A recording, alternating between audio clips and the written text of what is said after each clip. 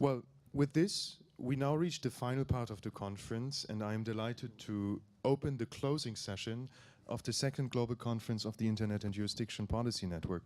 And I would like to give the floor to Alan KESSEL, who's the Assistant Deputy Minister for Legal Affairs and Legal Advisor at the Department of Global Affairs of Canada, with a special thank you again for Canada of being our partner for the second global conference. Well, un grand merci à vous tous d'être venus ici à Ottawa, spécialement dans le mois de février, mais il fait soleil aujourd'hui à l'extérieur. Thank you for all of you coming here to Ottawa, especially in February. You brought the sunshine with you. I'm very pleased you did.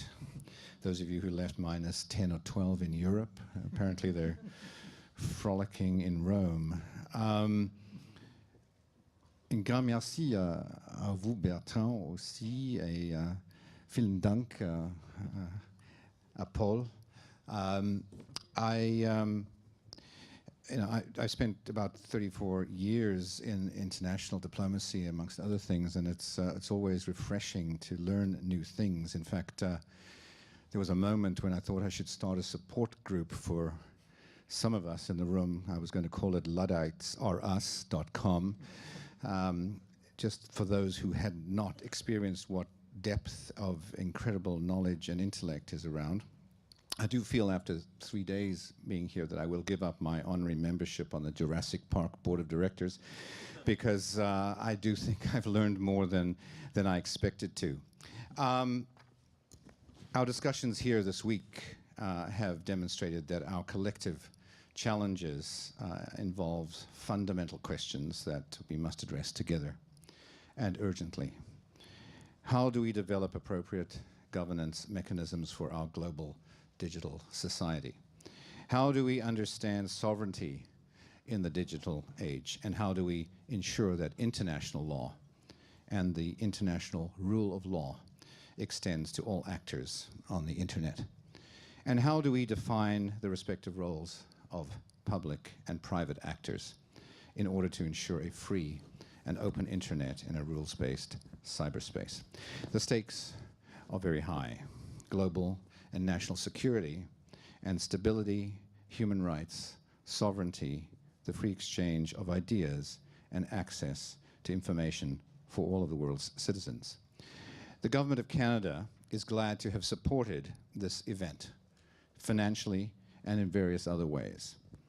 Many of my colleagues from departments are with us in this room today. We recognize that such productive discussions don't just represent 3 days of work, but rather years of sustained efforts by I&J and the key stakeholders, all of you who have engaged in the dialogue and embraced the methodology so ably facilitated by the Internet and Jurisdiction team. Indeed, the Government of Canada has been engaged and committed in the I&J's work for several years, and we intend to stay engaged. The road does not end in Ottawa. Our fruitful discussions here in Ottawa this week have built on what was done at the first global conference in 2016. I'd like to recognize, je voudrais reconnaître le rôle de la France, spécialement dans ce domaine. Just recognize the leadership of France in the first conference and their continued and active engagement. And I will reiterate some of the comments that were made earlier today, is that more states need to be involved as we get to some very pointy bits in our discussion on the way to Berlin. We've made a lot of progress this week. I'm encouraged that we depart having agreed on significant and concrete objectives and how to structure the questions for each of the 3 work streams. In effect, we have agreed on a roadmap from Ottawa to Berlin. There's a lot to do, but now we know where we are and what path we're on. I'd also like to take this moment to thank Germany for stepping forward to help lead us from the plans agreed here in Ottawa and to the next phase, bis nach Berlin. I have mentioned the French and German governments, but I want to underline that all of you present here today have indispensable roles in addressing the challenges of the Internet and jurisdiction. Thank you for your efforts and your commitment. Canada remains convinced that the multi-stakeholder approach is an optimal approach to deal and address these complex matters. It's in the best traditions of the internet. I want to underline a theme that has been recurring throughout the week, and namely the need for coherence and coordination in the multiple efforts and initiatives that seek to respond to the internet and jurisdiction issues. Canada sees the work piloted by the Internet and Jurisdiction Policy Network, as INJ, as unique and essential. We also see it as complementary to and coherent with other developments in the cyber field that we are engaged in, along with many of you, namely the Council of Europe Convention on Cybercrime, the Budapest Convention, and the negotiations currently underway on the new protocol and efforts to have more states join us in the convention, the UN Group of Government Experts, GGE process, the developments in UN circles, notably in Vienna, the Freedom Online Coalition with German leadership, and importantly, the G7, during Canada's presidency in 2018 and onward to France's presidency, which follows us starting in January 2019. And for Canada, all of these are important and valuable. Because of this, it is essential that the developments in each of these are coherent in order to help strengthen the international rule of law and a rules-based international order in general and ensure its application in cyberspace. Here again, the Internet and Jurisdiction Policy Network plays an invaluable role in helping key stakeholders come together and generate ideas and plans that help take all of these developments into account. As head of the Canadian Foreign Ministry's legal department, I was encouraged to see the considerable attention given to international law and the rule of law during the discussions this week. Just to mention the very prickly issues of sovereignty and extraterritoriality. Many of the lawyers in the room will remember that these things have been around for a long time and are not going to disappear very quickly. In closing, on behalf of the Government of Canada, I want to thank all of you for coming to Ottawa and for engaging so constructively in discussions this week. I'm convinced that our continued work together under the continued forward-looking guidance of INJ will bear fruit and will help us craft solutions that will ensure that the internet and jurisdiction issues are addressed. We must proceed with renewed focus and speed, but not haste on the road to Berlin. We need to aim high, but we need not expect perfection. What is key is coherence grounded in the rule of law. We can and we must, in the best spirit of the internet, stumble forward. As the Canadian-based African philosopher Machona Diluau aptly put it, since you kept on bringing up philosophers, stumbling towards greatness is better than sprinting towards mediocrity. Merci beaucoup, and see you in Berlin.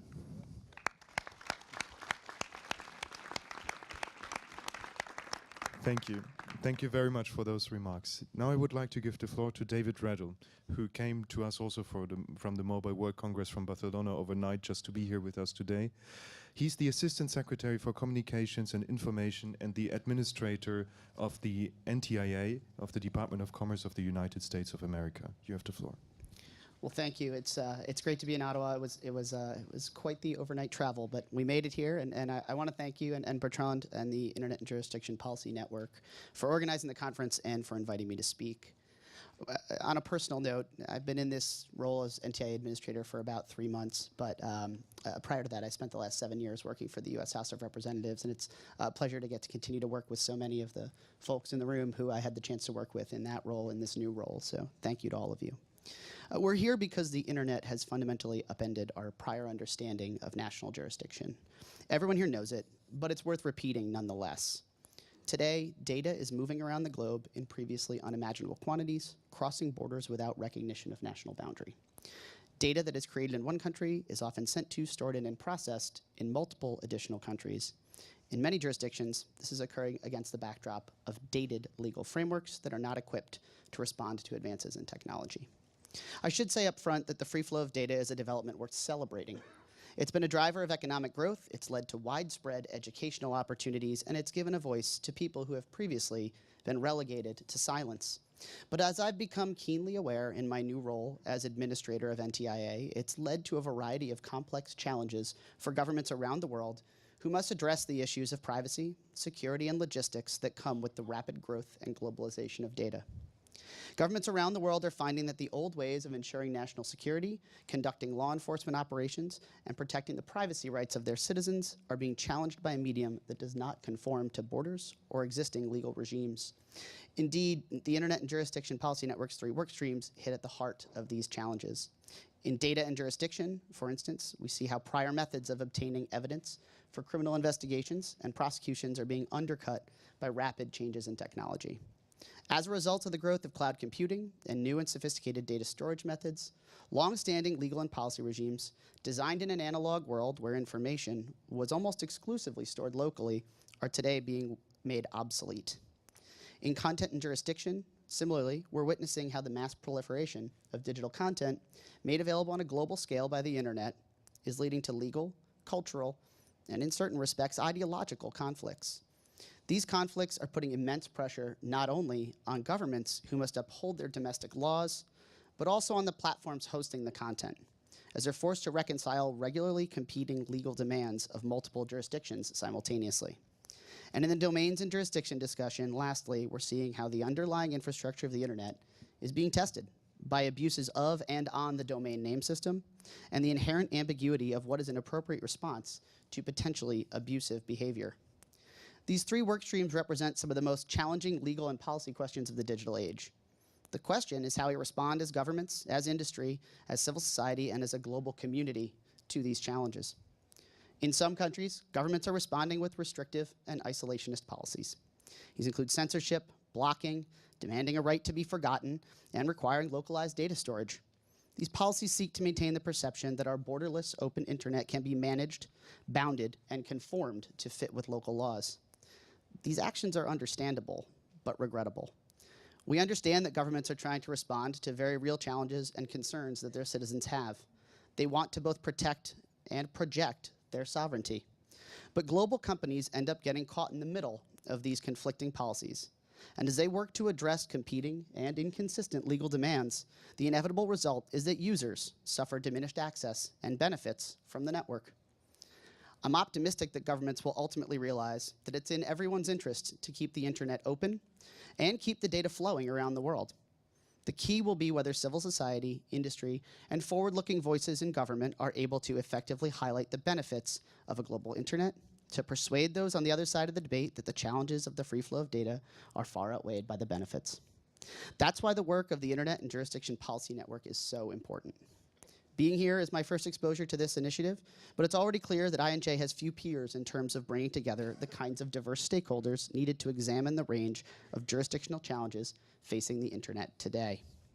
From questions of law enforcement access to data to debates over the roles of intermediaries, the INJ is helping the international community develop a common framework for understanding the problem and moving forward towards solutions. I joined my colleague from Canada in thanking Germany for its decision to host INJ in 2018. And I look forward to continuing the productive relationship between NTIA and the INJ as we move forward to that conference. I'd also like to echo Paul's sentiments about the work that can be done between now and Berlin. I hope that the intercessional work will continue, and we'll focus on producing deliverable solutions that can be approved in Berlin. I'm pleased to hear the Secretariat stands ready to support those efforts, and I know that the experts in this room and those that have participated that are not here in the work streams are up to the task. Thanks for your time, and more importantly, thank you to all of you for your hard work on these extraordinarily complex issues.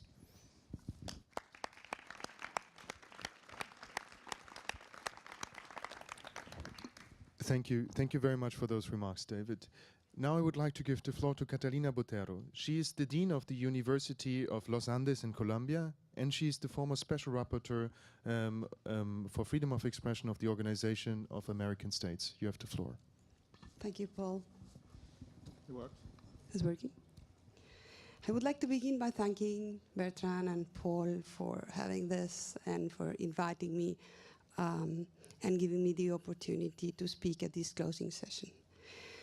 4 years ago, when I was the Special Rapporteur for Freedom of Expression of the Inter-American Commission of Human Rights at the Organization of American States, we released a relatively comprehensive report outlining the standards we considered essential to maintaining an open, safe, free, and global internet. When I finished my job and I returned to my native Colombia, the country was in the middle of a peace process designed to end a 50-year of a violent internal conflict. Finally, in 2016, the peace agreement was signed. One point of the peace agreement refers to the right of the victims to not be re-victimized, but also the peace agreement recognizes the right to the truth, the right to the historical memory of the atrocious crimes committed for half a century, which left more than 7 million victims. At that point, I realized how important the Inter-American Internet principles were in defending the rights of those victims of the conflict. But at the same time, I understood that such principles were clearly insufficient for at least 2 reasons. In the first place, given their degree of generality, they had to be turned into concrete policies to make them efficient and enforceable. And secondly, because the principles exclusively dealt with members of the Organization of American States, they lack a global scope. Without a global scope, the voices of Colombian victims cannot be heard by judges who in other latitudes decide what content can be circulated on the internet. But in the context of the information society, these decisions may contribute to erasing the historic memory or to re-victimizing a child recruited by the rebels or one of the thousands of women who were sexually assaulted. Without the global and fair standards, the victims will not be heard by the data protection agencies, which define to what extent the protection of personal data may imply the de-indexing of information. But this information can be indispensable for the collective memory and the right to truth. The victims of grave violations of human rights in Colombia are not part of such judicial processes. And their reality is not on the cultural horizon of the Canadian or European or Asian or African judges, regulators, or private companies making decisions. In the face of the challenges set out by the extraterritoriality of legal or judicial decisions, the rights of the victims to not be re-victimized, as well as the right to truth and memory, will depend on the existence of stakeholders' forums in which coherent, consistent, adequate, transparent, and democratic principles and policies could be adopted. In this sense, this forum is unique. There is no other conference on these issues where experts from all over the world, from different disciplines and very different cultural and political backgrounds, participate. This is precisely the singular importance of this conference. It is therefore an extraordinary scenario to jointly find principles and concrete policies to offer to the judges, agencies, and the private sector. Needless to say that many of the judges who have to define these topics studied law when we didn't even have access to a personal email account. Most of them cannot fully comprehend the complexity of the cases they have to solve. Many of the data protection agencies base themselves on the absolute precedence of habeas data, and they do not evaluate the impact that a single decision can have on the whole internet architecture. Many of the regulators of private companies adopted measures that can turn into global measures without understanding the differentiating impact on the different culture and political contexts. However, those decisions can affect the rights of more than 3.7 billion users of the internet. This conference, all of us together can help to offer criteria so that the measures adopted can avoid abuse protect human rights, and develop the digital economy in order to reduce poverty and inequality. But we have to do this now. We are at a turning point. I am afraid that if we do not undertake the task of developing standards, concrete policies, and even operational solutions, other people will do this for us. But these other people may not be concerned about strengthening democracy. The goal we have to reach now before shared values are irreversibly affected is that of working together during the next 15 months, taking into account what we have achieved in this second conference to propose concrete principles and policies that can be discussed in the third conference in Berlin in 2019. While we are here discussing, the courts, regulators, and private companies are already making decisions. Some will probably be adequate. But what is clear is that while there are not fair and satisfactory standards, everything is at risk. Many years ago, the UN Brundtland Commission elaborated a report on the protection of the environment. The report was called Our Common Future, and its slogan was the well-known phrase, think globally, act locally. I can't think of another expression that could better represent the challenge that lies ahead. Like the environment, the air, and the water, the internet is also global. And like the environment, the internet is also at risk. The judicial, regulatory, and private decisions have a ripple effect which we must bear in mind. The work we have done here and the work we face for the next 15 months is that of collective thinking about the principles, policies, and regulations that we are going to propose to protect the digital environment from the ripple effect of inadequate decisions. And this is only possible if we work jointly in our common digital future. Thank you very much.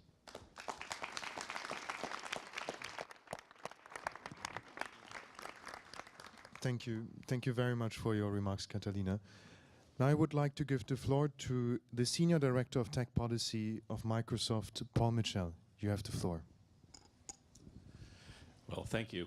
And thanks to Bertrand and Paul and all of the support staff that have made this event run so smoothly. It's really been great so far. I want to focus just on a few things. And probably the most important is that to fully realize the benefits of the digital economy, sort of the advances in science, healthcare, climate science, artificial intelligence, etc., we actually need to bring all of our regulatory systems into the 21st century. And the Microsoft warrant case, which was argued yesterday at the US Supreme Court, clearly illustrates the point. Along with bringing our regulatory systems into the 21st century, we also have to reform cooperation mechanisms between countries. We all share a common interest in having a secure, predictable, safe cyberspace where human rights are protected. And this can only come from purposeful collaboration by stakeholders across the spectrum working together. This conference, incorporating government officials, technologists, rights activists, all working together on frameworks, which was the word of the week starting on Monday, it's a concrete start. To be clear, we all need a shared understanding of good governance on the internet, backed up by appropriate laws with due process and safeguards. From its inception, the Internet and Jurisdiction Project has had a lofty goal. And its initial work at cataloging and analyzing the various cases of jurisdictional conflict highlighted the work that would be needed. In Paris, I noted that we needed to move more quickly and move beyond cataloging and discussion towards action and implementation. And I think that's what we've done here today. It is easy to lose track of what's happening in the real world, however, when we engage in discussions such as what we've done this week. Microsoft engineers, and I'm sure those at Facebook, Amazon, Google, and others, are generally excited about working to put technology in service of making our lives better, connecting us more to each other, solving some of our most intractable human problems, and generally improving life. Our own corporate mission, for example, is to empower every person and organization on the planet to achieve more. And there are countless examples where our cloud technologies have dramatically improved lives and created opportunities in both the developed and developing worlds. And we are committed to doing so with full respect for human rights, and we recognize that governments have the responsibility to respect and protect human rights. Sadly, though, in addition to engineers at Microsoft, there are also actors who seek to use all of these tools for harm. We must ultimately be unified in our drive to address these harmful behaviors. While technology deployment is often disruptive, I believe the internet as a whole has brought remarkable good to the world, and for that reason, it's imperative that we double down on addressing the needed law and regulation. What we've done this week towards frameworks for action must move further and faster. And while we do this, I think it's important that we have a shared goal to actually enable the technology to be put into service. Our goal should be to facilitate technology working on our behalf to improve our lives and the planet we live on. We have repeatedly faced technology-based disruption, and as we've embraced it, we've raised productivity and prosperity in the past. Going forward, we have artificial intelligence, quantum computing, the Internet of Things. They all promise many exciting innovations we can't imagine yet. In yesterday's hearing on the Microsoft warrant case, Justice Ginsburg noted that all agree that in 1986, no one heard of the cloud. This type of search didn't exist. So the question is, what will be mainstream in 30 years that we haven't heard about yet? We will need to ask and answer many questions along the way and evolve our law and regulation so the frameworks that we set in place now must be flexible. They must allow those innovations to come to market, and yet they must also be durable. Even while we have been discussing these issues here in Ottawa, the world is moving ahead with countries proposing new law and regulation to address domestically some of the issues affecting their societies. But these laws and regulations no longer have a simple implementation boundary. For example, the EU's General Data Protection Directive, which goes into effect in May, it will have a global impact as service providers like Microsoft attempt to figure out how to best comply with the law. And whatever decision the US Supreme Court ultimately makes in the warrant case will also have ripple effects around the world. The size of the stack of amicus filings, which is over 40 centimeters tall, as well as the number of parties filing, which was nearly 300, illustrates the high level of interest in the outcome that will eventually arise. And then there's the proposed US Cloud Act, which similarly will influence law and regulation outside of the United States. As the effect of each of these is felt, they will both inform and at the same time constrain the viable paths forward for governments around the world. So while we can work on frameworks here, we cannot lose sight of the fact that these frameworks ultimately must somehow be made operational in law and regulation with standards that are agreed among the players in ways that protect human rights. It's difficult to comprehend the scale at which the internet is operating today. The sheer number of transactions, emails, and documents is staggering, and the burdens placed on service providers to address requests from law enforcement continue to increase.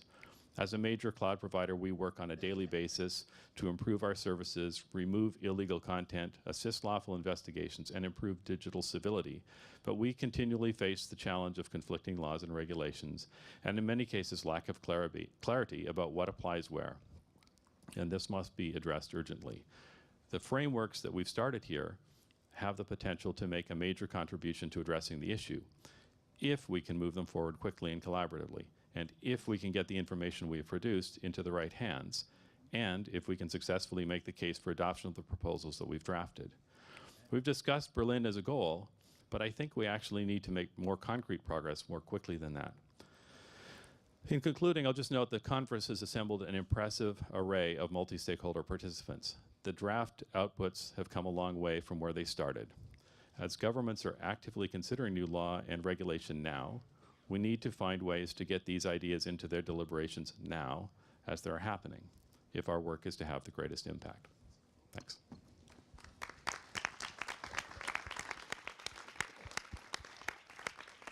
Thank you, Paul, for those remarks.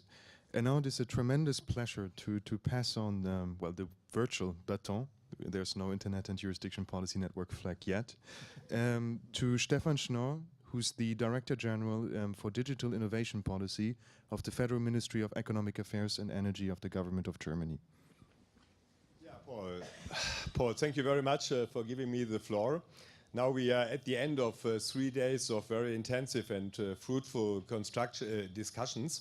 And first of all, I would like to thank you, Bertrand, and your team for organizing this very, very important event. And I also would like to thank the Canadian government, dear Deputy Minister Alan KESSEL, representative of the government today, for hosting it in that excellent meeting venue here in Shaw Center in Ottawa. And let me thank also the moderators for your work yesterday. You make a great job. And thank you very much to all participants of the meetings and the constructive discussions yesterday and the very helpful contributions for the further work. We all learned a lot in the last days on how we better manage the internet, and that it is necessary that we act in common if we want to save the digital networks as they are open and global. The 3 work streams identified during the first meeting end of 2016 in Paris on creating frameworks for having access to data stored abroad, for dealing with domains, and how to treat illegal content are actually more relevant than ever, as the example of the current case of Microsoft, you mentioned it, shows. We came here together to discuss those highly relevant topics by following the well-established multi-stakeholder approach. That approach ensures the innovation and stability of the internet by taking into account a variety of perspectives and interests. The design of the digital future must be discussed from different perspectives in order to achieve good solutions. It's about a secure, open, robust and reliable internet for everyone. The German federal government very much likes to continue and to bring the debate forward among the multi-stakeholder approach.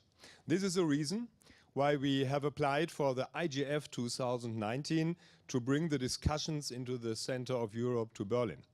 As you all know, United Nations Under-Secretary General Leo Zenim has already confirmed that the event will take place in Berlin, in Germany's capital, from 26th to 29th November 2019.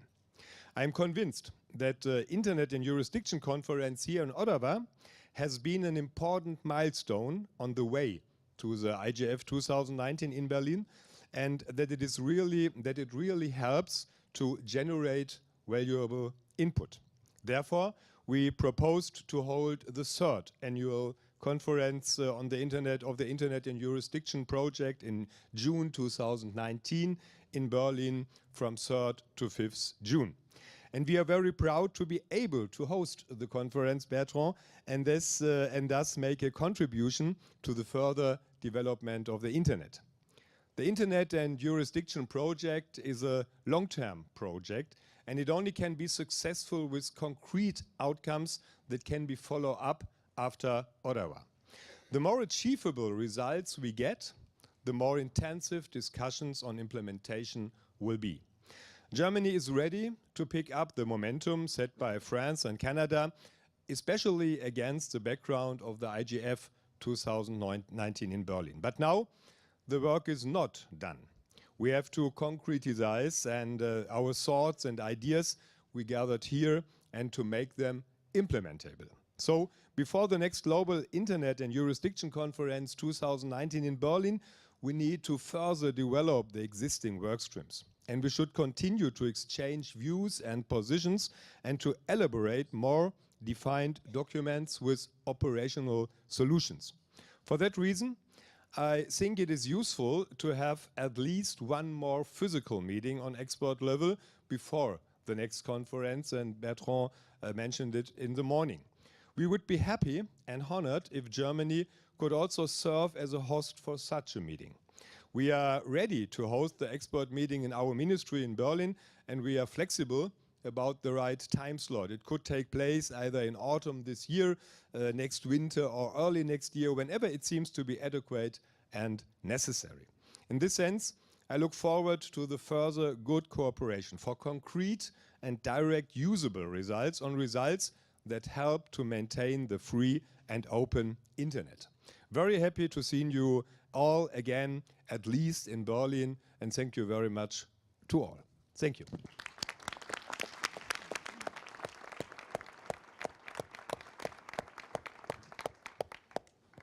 Now that the virtual button has been passed, it's the final moment for this conference. As we're not using roving mics anymore, I want just to recognize the people who have so kindly circulated the mics as well.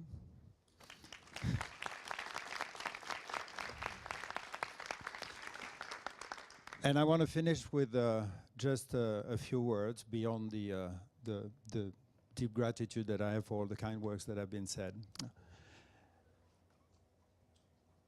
Cynics will tell you that world history is about kings, wars, and establishing frontiers that separate people. I would encourage you to not believe that. Because as a matter of fact, if you take a little bit of a step back, you will realize that what world history is about is actually the constant effort of mankind to organize groups of people in larger and larger sizes. And that through, I would say, an unrelenting competition of ideas, of suggestions, of scientific explorations, and so on, and political proposals, they are basically trying to explain how the world works and how the societies can or should be organized. And so in this new phase, we are fundamentally confronted with a new step in this long historic arc from families to tribes to empires to regional dominions and to the nation-state system today. What is at stake is the question of how to organize the coexistence not of millions of people, not of hundreds of millions of people, but of billions of people in the same spaces. And if that were not enough, they are not just coming from nowhere. They all come from long-established traditions. And fundamentally, they have to learn to coexist quickly. I was discussing with a few of you, and metaphor, you know, I like metaphors, came to mind. If I traveled between Paris and Beijing by car or by train, especially by car, I will probably have no jet lag when I arrive. Because I will slowly adapt to one to the next. If I take a plane, on the other hand, as you all know, especially going in that direction, it's not good. What is happening is exactly the same thing. Human societies have adapted at scales that were at least decades and usually centuries. What we're confronted with here is the confrontation and the coexistence through those tools of groups of people that were not in contact with each other before. In many cases, it creates amazing sparks of creativity and innovation. And in other cases, it emboldens those who are trying to exploit the fractures that are already existing. And this can happen between countries, but it can happen within countries. I heard an expression a few days ago that really struck me. Somebody said, social media has made slander user-friendly. And it is scary. And I reminded a few people that there are consequences on daily life on what can be done to individuals, really. And the protection of human rights also is about the protection of the impact that things may have on individuals. So,